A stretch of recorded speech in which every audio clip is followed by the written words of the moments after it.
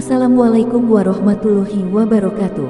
Allahumma sholli ala Sayyidina Muhammad wa ala ali Sayyidina Muhammad.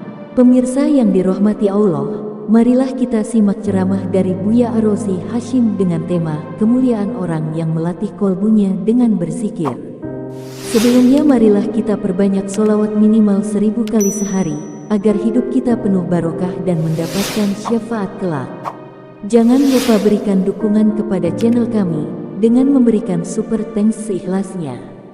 Marilah kita doakan agar Buya Ar-Razi Hasyim dan keluarga diberikan kesehatan dan kebahagiaan dunia dan akhirat. Amin ya robbal alamin. Sebelumnya kita membahas tentang ahwal qulub, keadaan kalbu. Ada yang bernama khatir. Khatir itu sesuatu yang melintas di kalbu.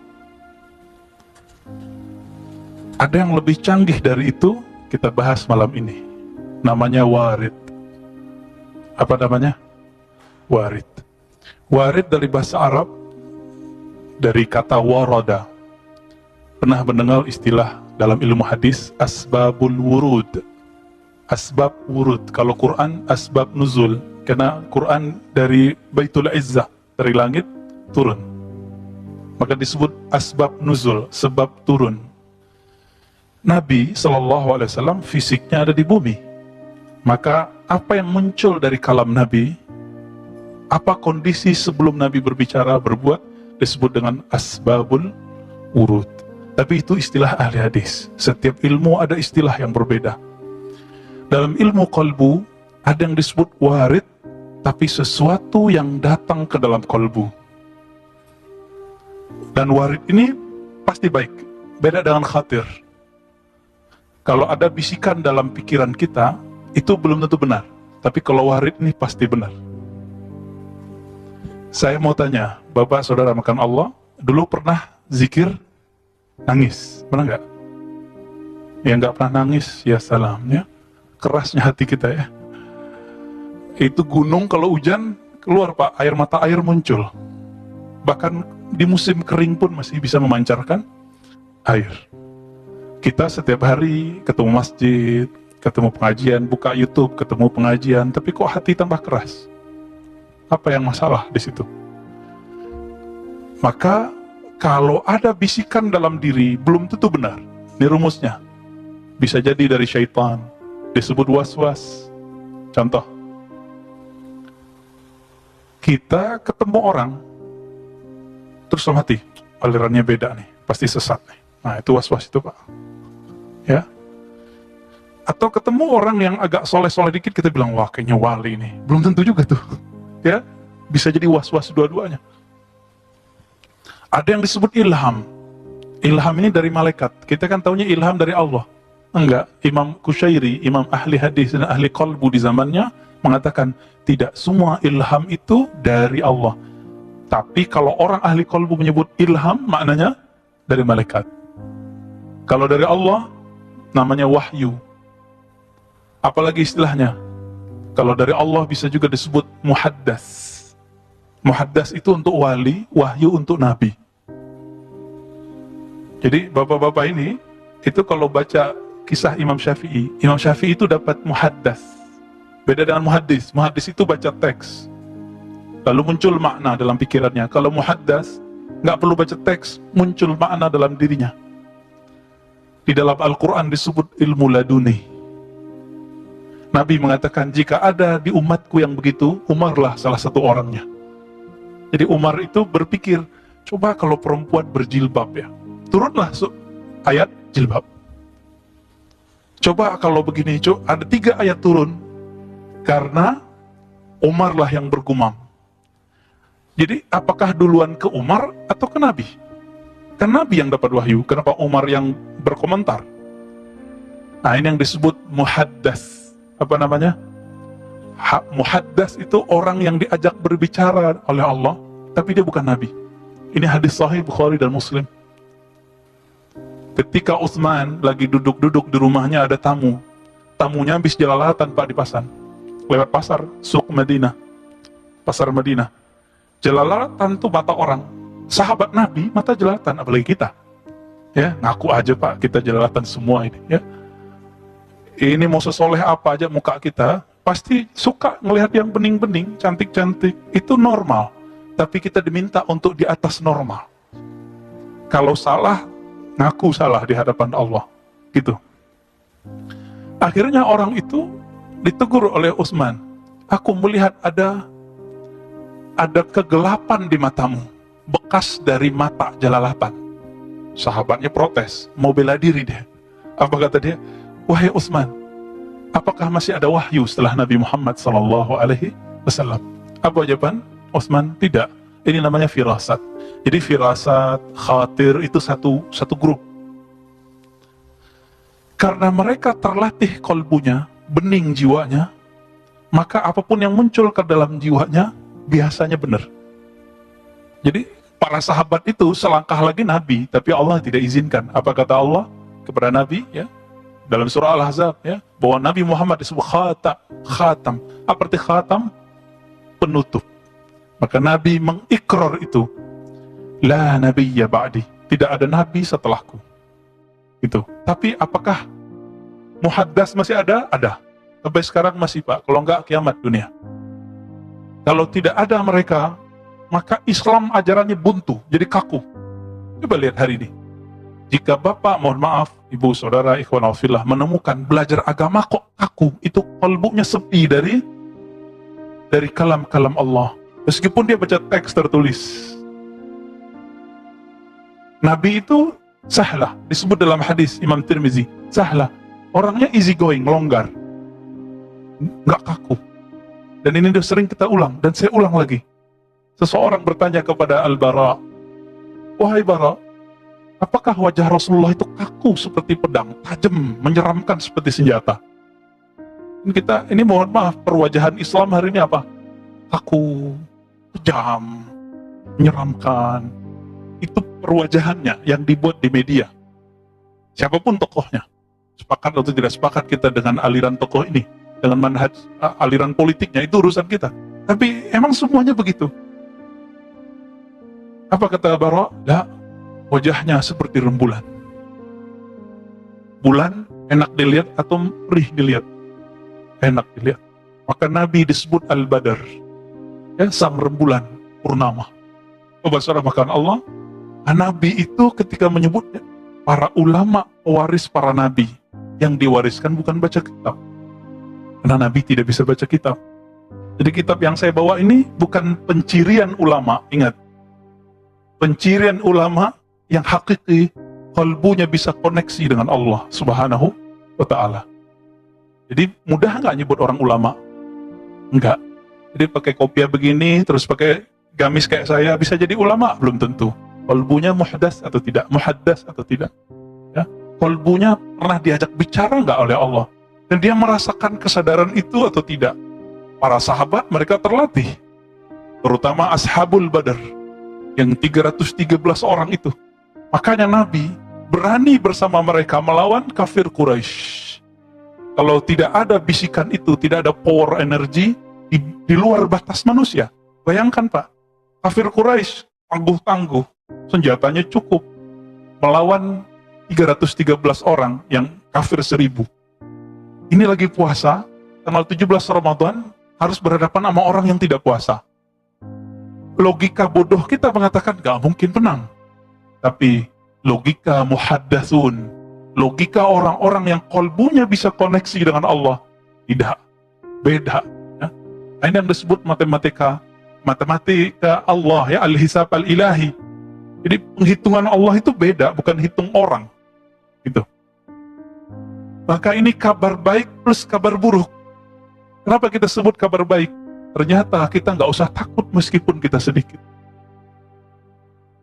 Tapi kabar buruknya, ya kita sedikit, Pak. Gimana, siap nggak? Yang muda-muda nih, kalau umurnya panjang nih. Siap nggak? Antum sedikit berhadapan dengan yang banyak. Sama-sama pakaian Islam. Sama-sama besar ban nanti itu. Satu mengkafirkan, satu enggak. Nah, antum tahu siapa yang saya sebut? Maka siapa nanti yang akan menjadi Ashabul Badar? Yang hatinya penuh dengan rahmat Allah. Siapa yang nanti yang disebut musuhnya Islam tapi dari dalam? yang di dalam kolbunya ada kebencian bahkan kepada orang yang baca la ilaha illallah. Hati-hati, ini saya udah kabarin begini udah lama. Dan ini akan muncul, Pak. Cuma karena perbedaan politik, orang nanti bisa bersimbah darah. Sekarang baru pakai mulut, verbal, dan tulisan. Tinggal lihat saja nanti. Kita nggak mau mendahului takdir. Kita tunggu saja takdirnya. Dan ini sudah digariskan oleh Allah Subhanahu Wa Taala. Dulu sahabat Nabi dibunuh oleh Khawarij. Khawarij ini berserban, Pak. Khawarij itu baca Quran, baca sunnah, tapi dia mengkafirkan sesaudara muslim. Hati-hati. Siapapun yang mengkafirkan sesama muslim, maka dia musuh kita. Dia musuh kita. Apa kata Nabi? Fa'idha laqitumuhum faqtuluhum. Kalau ketemu mereka, faqtuluhum. Faqtuluhum, saya bingung menerjemahkannya. Yang pintar bahasa Arab, coba terjemahkan itu. Faqtul, apa dia? Uqtulu. Bunuh mereka. Lebih sadis. Kenapa? Karena mereka jika dibiarkan lebih sadis membunuh kita. Maka bunuh di situ. Ini disebut hadisul qadha. Hadis mahkamah pengadilan. Yang boleh memutuskan bunuh cuma orang-orang yang punya kekuasaan. Jadi kita nggak boleh main bunuh-bunuh, Pak. Ya, baik. Kita masuk ke Al-Warid. Dia tinggalkan hiruk pikuk di luar. Mungkin Bapak ini sama yang di sampingnya beda aliran politik. Nah, lupakan dulu itu, ya. Lupa cara sholatnya, satu kunut gak kunut, udah lupain dulu, ya. Sekarang kita lihat Al-Warid. Apa yang disebut warid? Warid ini berarti ma yaridu alal qulub minal khawatir al-mahmudah. Jika ada yang terbersit dalam pikiran, masuk. Lalu ada yang positif di dalamnya, inilah yang disebut dengan warid. Tetapi warid ini lebih umum, kadang-kadang tidak ada kalam di situ. Kita baca istighfar, tiba-tiba air mata meleleh. Bapak ibu ini pengen sholat khusyuk, bertahun-tahun cari sholat khusyuk. Di saat lupa pengen sholat khusyuk, tiba-tiba tersentuh oleh takbirnya imam atau takbirnya seseorang. Atau tersentuh dengan kalimat yang dibaca sendiri. Tadinya lupa, pengen sholat khusyuk. Setelah mencari, datanglah warid itu tanpa dikehendaki. Suatu kali ada seorang yang rindu kepada Rasulullah. Ya, orangnya masih hidup. Rindu Rasulullah, dan dia dapat hadis. Siapa yang mengucapkan salam kepadaku, Allah kembalikan ruhku, aku menjawab salamnya. Ini yang disebut al-hayatu ba'dal maut. Nabi hidup setelah mati. Percaya, Pak? Yang ngomong Nabi. Ya? Yang ngomong Nabi, percaya? Ini yang disebut oleh Imam Sidi Ahmad At-Tijani dalam kitabnya Al-Faidur Rabbani. Beliau dulu pernah belajar di Madinah, lalu pindah ke Maroko, orang Aljazair, ahli hadis. Apa kata beliau? Inilah dalil bahwa Nabi kita, Nabi Muhammad SAW, bisa hidup setelah meninggal. Gimana caranya? Sampaikan salam dari dalam diri, dari dalam kalbu, katakan Assalamualaikum ya ayuhan Nabi warahmatullahi wabarakatuh, atau assalatu wassalamu alaika ya Rasulullah. Salam rinduku tolong disampaikan ya Allah kepada Nabi Muhammad sallallahu alaihi wasallam. Dijawab gak? Pasti dijawab. Kalau enggak, Bapak bakar kitab hadis yang ada kita pelajari itu, ya. Hadis itu sahih. Yang tidak meyakininya, mungkin dia tidak belajar hadisnya, atau dia tidak tahu hadisnya, atau baca cuma lewat.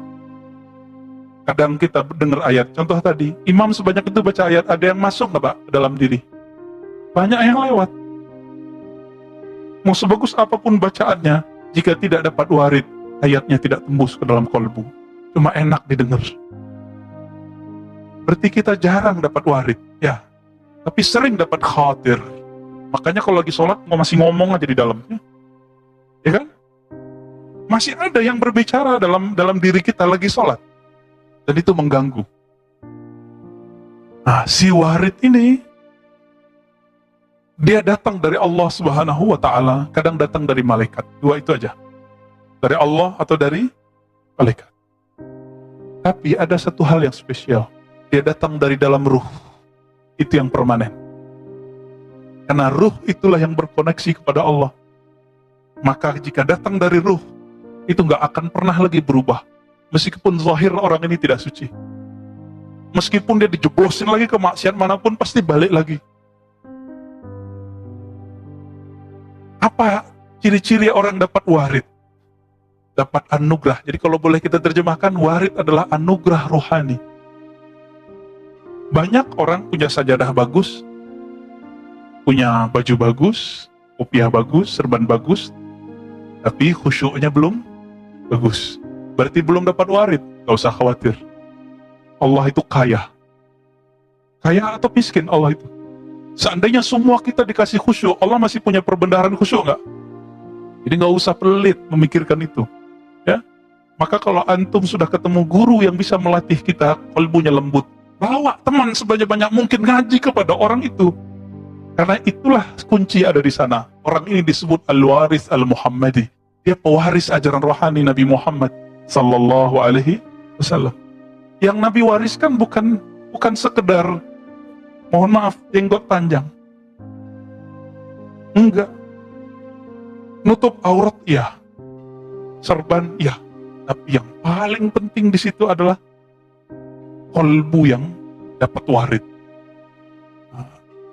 Maka bagi ahli kolbu, warid ini hampir setiap hari dirasakan. Sebagaimana setiap hari fisik ini mendapatkan nikmat. Saya mau tanya Bapak Saudara Allah, setiap hari dapat nikmat nggak? Nikmat kan bukan fulus doang, sepakat? Fulus doang? Enggak. Bisa nafas nikmat nggak? Yang pernah asma coba pikir-pikir. Iya ya?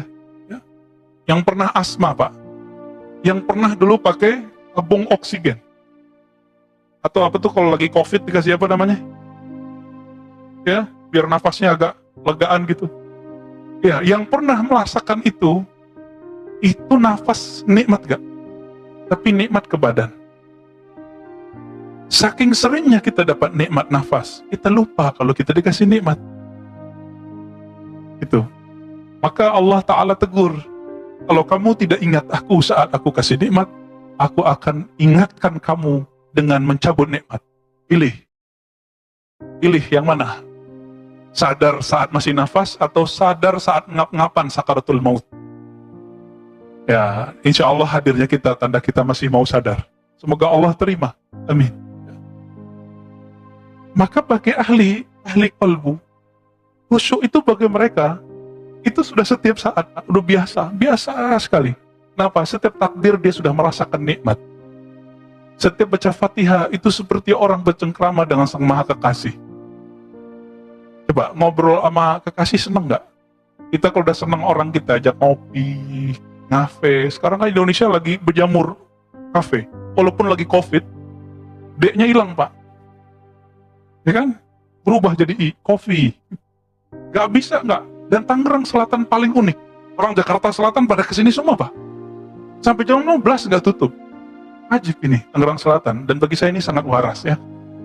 Manusia emang orangnya suka sosialita. Kita sedang bertemu, sedang ngumpul, sedang ngobrol. Itu manusia. Selama COVID kita nggak jadi manusia Pak. Selama shock 3 bulan, 4 bulan, 5 bulan pertama kita nggak manusia lagi. Ketemu nggak salaman. Kayak curiga sama orang, wah ini dibawa virus nih. Virus. Manusia macam apa itu? Ya. Cukuplah COVID itu mengenai fisik kita, tapi jangan mengenai kolbu. Berarti warid tertunda.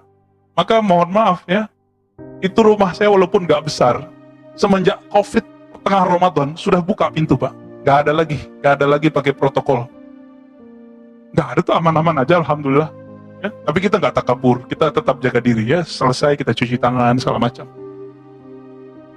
Mohon maaf Pak ya, masjid ini karena jaga image ya, udah jaga aja dulu. Ya, ini ya biarin aja deh Pak. Kasihan ya. Kalau nggak begini mungkin ditutup nanti. Misalnya bagian situ ada yang kena, yang ditutup ini. Maka ini tetap biarin begini dulu. Jadi Allah itu sedang mempersiapkan kita sekarang untuk tidak takut dengan ketakutan yang lebih besar setelah ini. Bukan nakut-nakutin, Pak. Tapi kapan waktunya saya tidak tahu, hanya Allah yang tahu. Karena Nabi SAW mengatakan setiap zaman akan bertambahlah fitnah, kekacauan, ketakutan. Kalau nggak kuat minta nyawanya diambil Pak. Kalau insya Allah diambil sama Allah.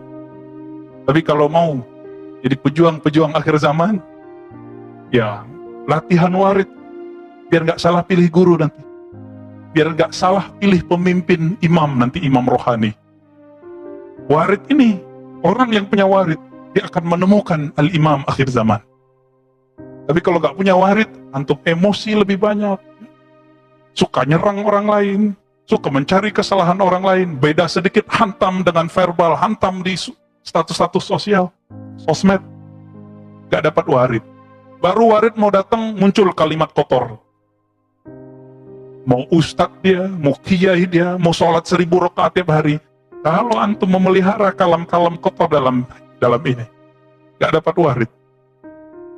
Nggak akan dapat. Gimana baru muncul dia kacau lagi.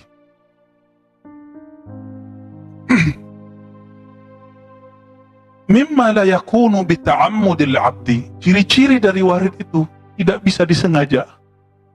Maka tidak ada orang namanya khusyuk itu dibuat-buat, gak bisa. Gak bisa. Lalu bagaimana menerjemahkan hadis meskipun dia dhaif, sudah naik jadi hasan li ghairihi? Apa kata Nabi? Bacalah Quran, wabku alaih. Bacalah Quran dan berusahalah kamu menangis. Bisa nggak Pak nangis? Nangis di situ, nunggu warid. Nunggu warid ini. Jika kamu tidak sanggup menangis, belum terlatih menangis, fatabaku. Maka, ini terjemahannya ada dua. Di beberapa buku saya baca, orang menerjemahkan berpura-puralah menangis. Itu nggak tepat.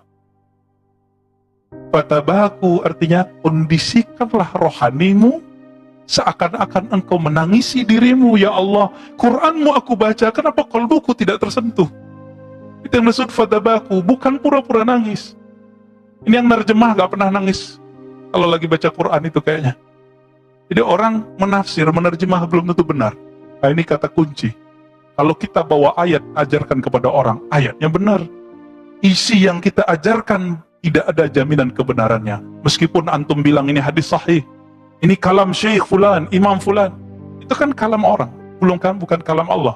Al-Qur'annya benar. Kesalahan Khawarij dulu, Khawarij yang bunuh Sayyidina Ali, yang mau bunuh Muawiyah tapi tidak berhasil, yang bunuh Utsman. Apa kesalahan mereka? Pemahamannya diletakkan sesuci ayat yang dia baca. Maka kalau ada orang beda dengan paham dia, dianggap beda dengan Allah dan Rasulnya. Ini ciri-ciri Khawarij.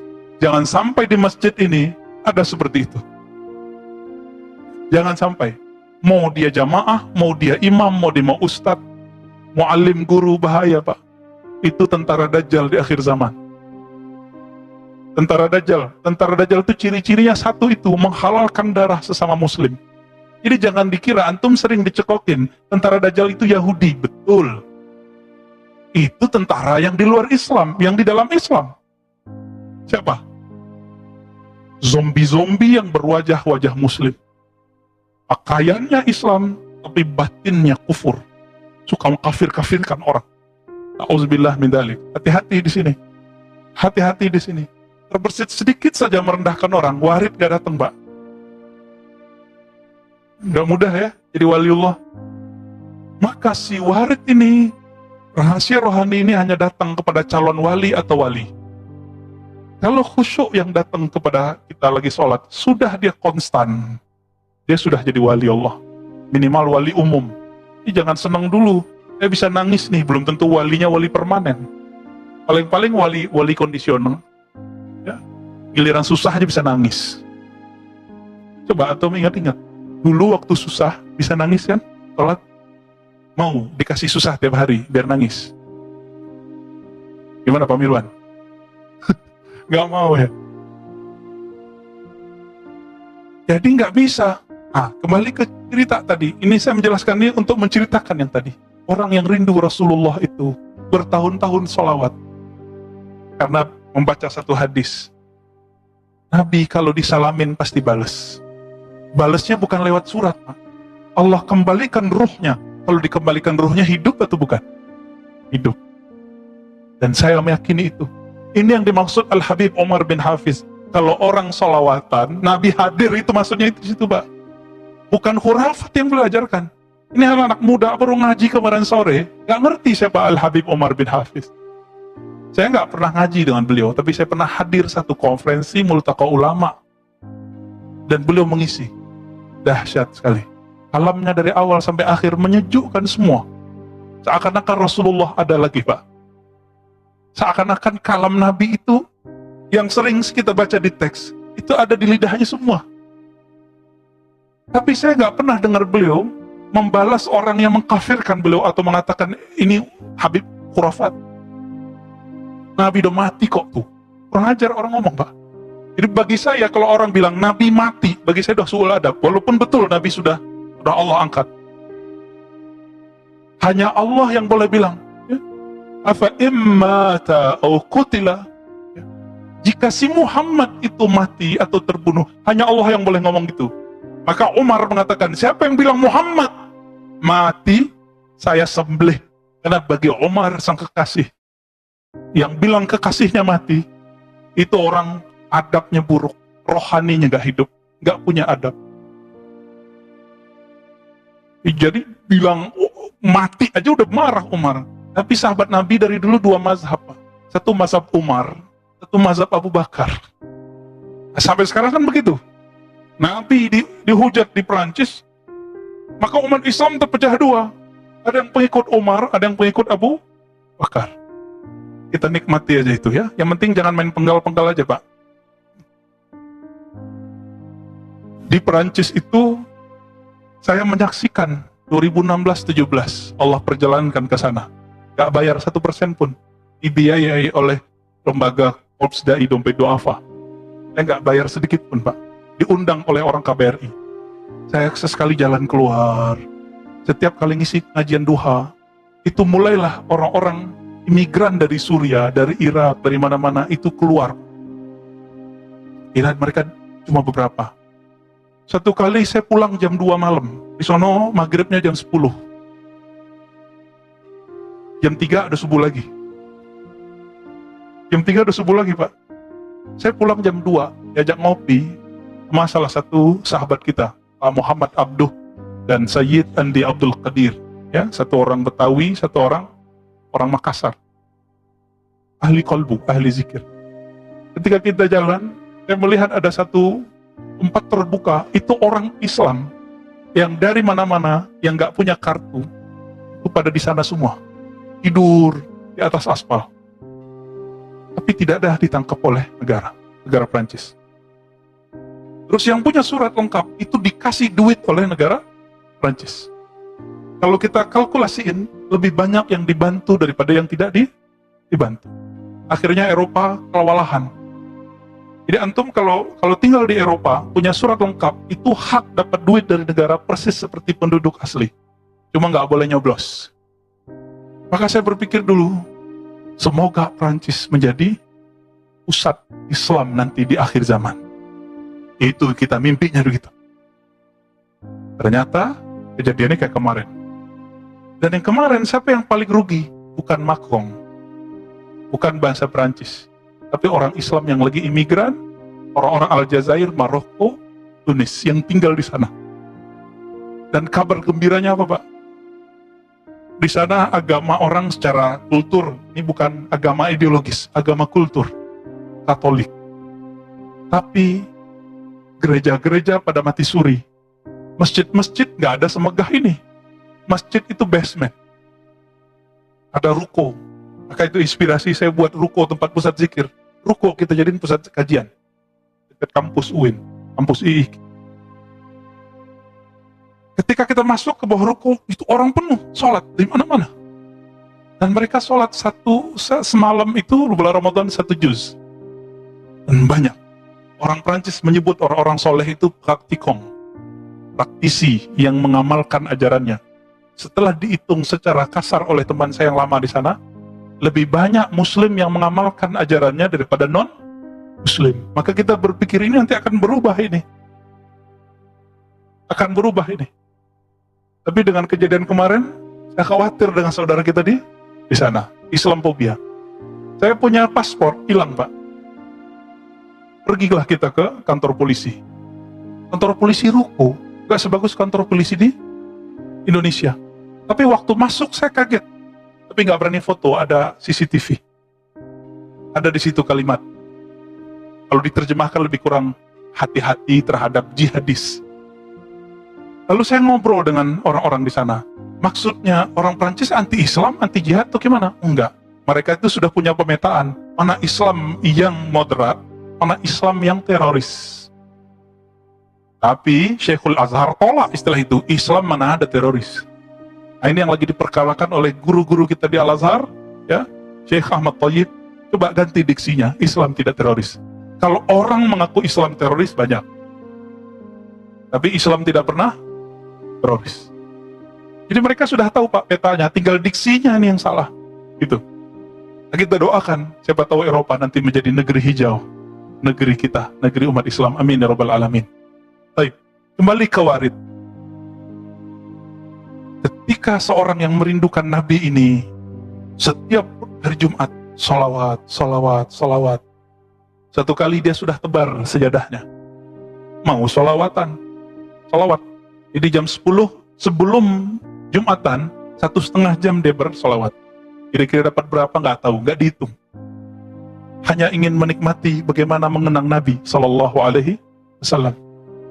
Baru saja sajadah ditebar, ya, tiba-tiba dia ngantuk.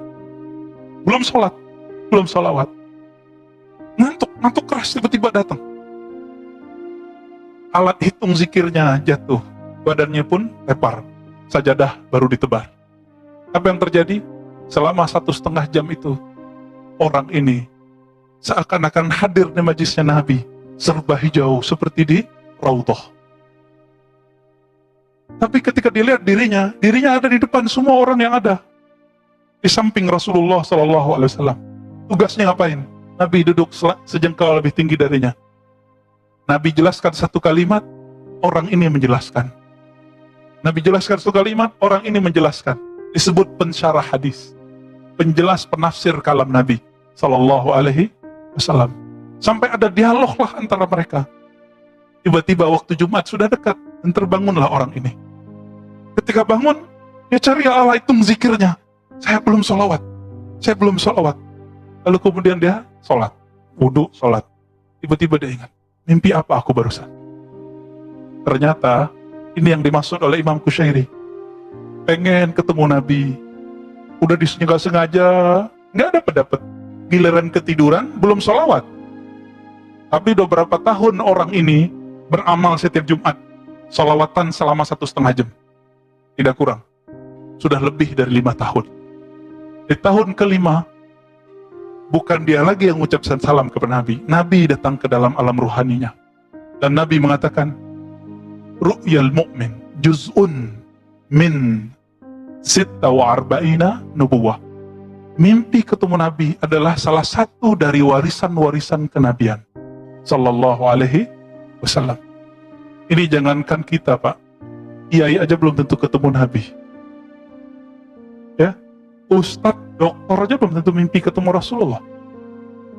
Jadi kalau antum menyesalkan Ustadz, saya sudah banyak sholawat. Berapa tahun sholawatnya? Paling baru kemarin sore. Ya, udah ngitung-ngitung zikir. Udah mulai ngeluh. Ingat, sekali saya ngeluh, saya udah banyak zikir, kok belum ketemu Nabi? Itu dimulai dari awal lagi Pak. Siapa yang ngomong? Nabi SAW.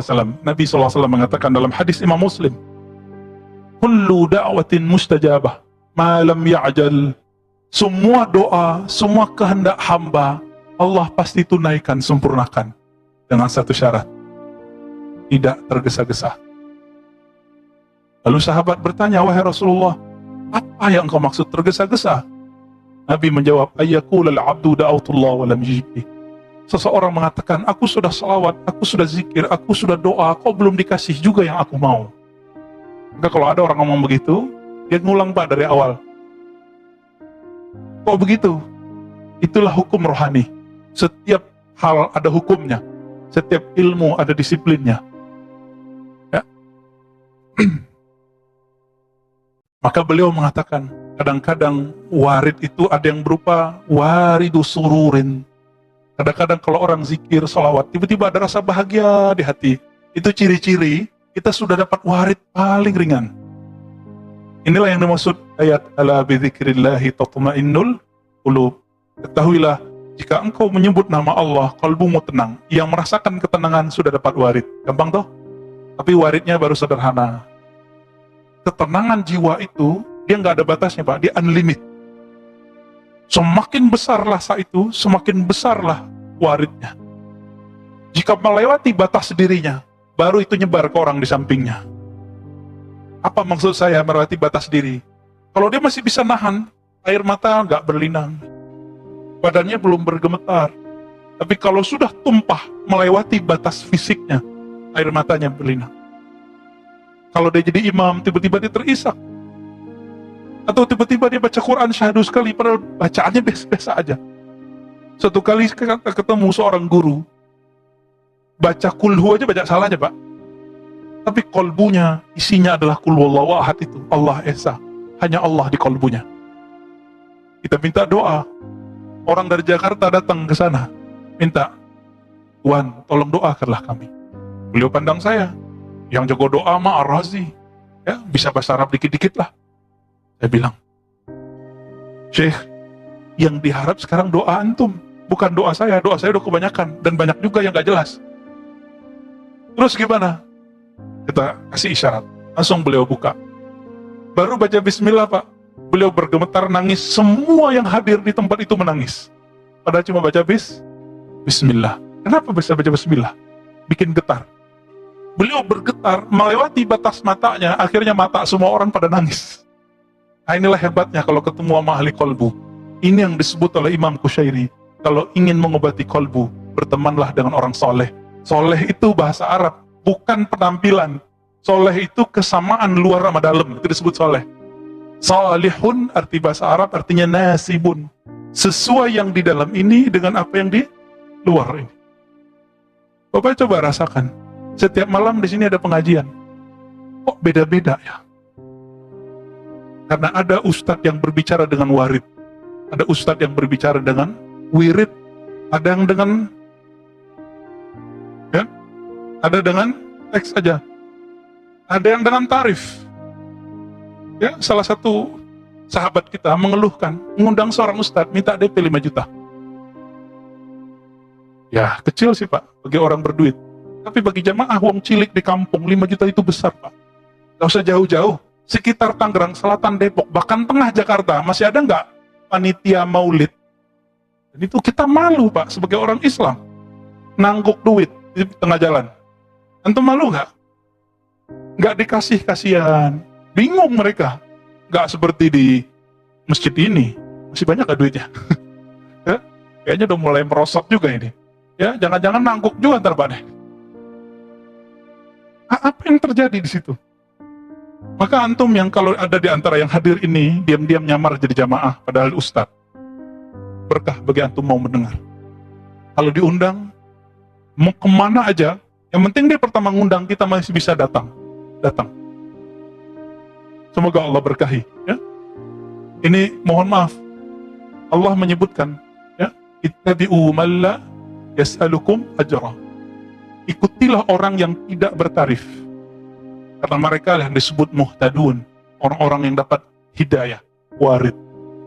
Kata Imam Suhrawardi, hidayah itu bukan gelar. Dia jatuhnya bukan ke otak. Hidayah itu jatuhnya ke kolbu. Maka muhtadun di situ artinya warid. Mereka lah yang dapat warid. Kalau ustadznya cuma baca kitab, ustadznya cuma melihat yang fisik-fisik, apa yang membuat ustadz berbeda dengan jamaahnya? Kalau Nabi itu sama dengan filosof seperti Socrates, Aflatun. Socrates bunuh diri Pak, minum, pusing memikirkan kota kecil bernama Athena. Katanya cerdas. Kenapa? Karena dia dan murid-muridnya sama, mentok, hanya mengandalkan ini. Kecerdasan Rasulullah itu kecerdasan warid. Nah, ini yang harus antum latih. Kalau mau jadi waliullah pasti punya warid. Kalau enggak ada waridnya. Dan waridnya permanen. Kecuali wali-wali yang umum, kekasih-kekasih Allah yang umum. Semoga kita termasuk kekasihnya. Amin. Apalagi bentuk warid. Waridu huznin. Kadang-kadang ada rasa sedih, terenyuh. Kadang-kadang waridu qabdin. Kayak ketakutan. Pernah zikir terus tiba-tiba merasa takut? baca istighfar, tiba-tiba kebayang semua maksiat yang kita buat.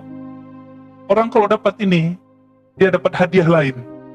Dia akan merasa lebih rendah diri daripada orang lain. Tidak akan pernah menganggap orang lain itu hina. Kalau dia dapat warid, namanya warid qabd. Qabd itu secara harfiah artinya jantungnya, hatinya, jiwanya digenggam oleh Allah. Tapi maksudnya adalah Allah beri rasa takut kepadanya. Pernah nggak ngerasain? Zikir terus ada perasaan ketakut gitu. Itu bukan setan, Mbak. Cuma karena antum nggak punya guru rohani, dikira itu setan.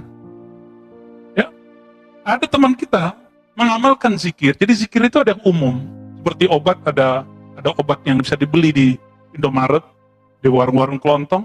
Ada obat yang harus pakai resep dokter. Zikir itu ada yang jadi obat, ada yang menjadi nutrisi. Kalau dia zikir obat, dia harus diresep oleh ahlinya. Itulah rahasianya kenapa muncul angka-angka dalam zikir. Nabi ajarkan angka-angka itu. 33, 70, 100, bahkan lebih. Abu Hurairah mewiridkan jadi nutrisi 12.000 setiap malam. Sudah jadi nutrisi, bukan jadi obat lagi, karena kolbu Abu Hurairah beres. Dicobalah oleh beberapa teman kita. Dari dulu kita ketemu teman begitu, bukan 1-2 orang. Ya, semenjak saya dulu di kampung saya sampai di sini, mengamalkan zikir yang harus diresepkan oleh guru disebut ijazah, disebut talqin zikir, dikamalkan tanpa izin. Apa yang terjadi? Datanglah warid qabd. Warid apa tadi? Rasa takut. Bergetarlah badannya, dia kira itu syaitan. Akhirnya muncullah, dan salah seorang ibu-ibu dulu mengatakan, ajaran Ar-Razi ajaran setan. Masa saya mau sholat badan saya merinding? Loh, saya belum izinin dia ngamalin itu, dia amalin. Ya, kita nggak kasih resep, Pak. Dia coba-coba. Itu kejadian. Ya, kejadian. Wawaridu bastin, terkadang warid itu bast. Hati dilapangin, rasa husnuzon sama orang. Semua orang dipandang baik. Nah, ini bast. Dunia kak lapang. Gitu. Bahkan beliau mengatakan ila ghairi dzalika minal ma'ani. Ada warid-warid yang lain. Ya, rasa khusyuk. Itu Fatihah. Bapak kalau dapat warid nih tiap kali sholat. Warid yang di subuh itu beda, Pak, sama zuhur. Kalau ngerti ilmu ini. Kita belajar Fatihah dulu waktu kecil, udah tahu terjemahannya, tahu tafsirnya. Tapi kalau dapat warid nanti beda-beda makna. Maka disebutlah surat ini surat pembuka, kemana aja bisa masuk. Mau ke ayat tauhid masuk, mau ke ayat doa masuk, ayat akhlak masuk semua. Itu Al-Fatihah. Ini yang disebut warid. Nah, Bapak saudara kan Allah, jika ingin memelihara nur di kolbu itu, maka sebagaimana kita untuk sholat fisik punya guru, baca Quran yang fisik berguru, bener gak? Kalau enggak pernah bisa nggak tanpa guru lalu bisa baca Quran? Itu fisik, Pak, ada kertasnya, ada hurufnya. Diri kita ini separuh adalah alam gaib. Kalau nggak punya guru mengarungi alam gaib itu, kira-kira jadi apa? Jadi Ahmad Musodek, Pak, Amalia Eden. Atau ketakutan. Makanya kita udah lihat di luar-luar sana, mohon maaf, banyak orang belajar zikir salah niat. Dan yang paling mengejutkan saya, yang paling penakut itu di luar sana, itu orang-orang yang belajar zikir-zikir begini. Tukang debus, zikir pelet, ya. Itu orang-orang begini, sering merasakan ketakutan yang gak jelas. Berarti dia bukan dapat warid. Ya, dia dapat was-was syaitan. Was-was syaitan. Nah, hati-hati. Jadi bagaimana cara mendapatkan wirid, dapat warid? Hanya 2. 1, bergurulah kepada ahli wirid. Apa arti wirid? Orang yang istiqomah berzikir. Karena Allah Subhanahu wa ta'ala, bukan untuk pelaris, bukan untuk pelet. Nah, ini disebut ahli wirid. Yang kedua, tiru apa yang orang itu punya. Apa yang dipunya oleh ahli wirid? Wiridnya. Maka yang kedua, hendaklah seorang kita punya wirid. Masih ingat tadi arti wirid apa? Zikir-zikir yang diistiqomahkan. Nah, kabar gembiranya dari Imam Ibnu Athaillah As-Sekandari, ciri-ciri orang dapat anugerah rohani, dia sudah mulai merutinkan satu amalan. Ini saya kasih amalan sederhana aja Pak. Sudah ngamalin witir tiap malam belum? Belum? Sebagian udah ya? Coba mulai malam ini, secapek apapun, walaupun satu rakaat, walaupun cuma Fatihah, jangan lupa sholat witir. Kalau ketiduran, kecapean, ganti besok. Karena ciri-ciri orang punya wirid, ketika ketinggalan target-targetnya di malam hari, dia ganti di siang hari. Dalilnya ada dalam Sahih Bukhari dan Muslim. Ya, bahwa Nabi SAW ketinggalan wirid malam, melakukan ba'da subuh atau sebelum zuhur. Udah, amalin itu ya. Sholat, witir. Semoga kita menjadi hamba yang dicintai Allah. Innallaha witrun yuhibbul witra. Allah itu witir, mencintai pelaksana sholat witir. Allah maja'alna mimman ahabba ilaik. Ya Allah, jadikan kami orang yang mencintaimu. Masukkan ke dalam diri kami nama-namamu, sifat-sifatmu, dan beri kami cahaya sehingga kami dapat menikmati warid-warid rohani darimu. Rabbana atina fid dunya hasanah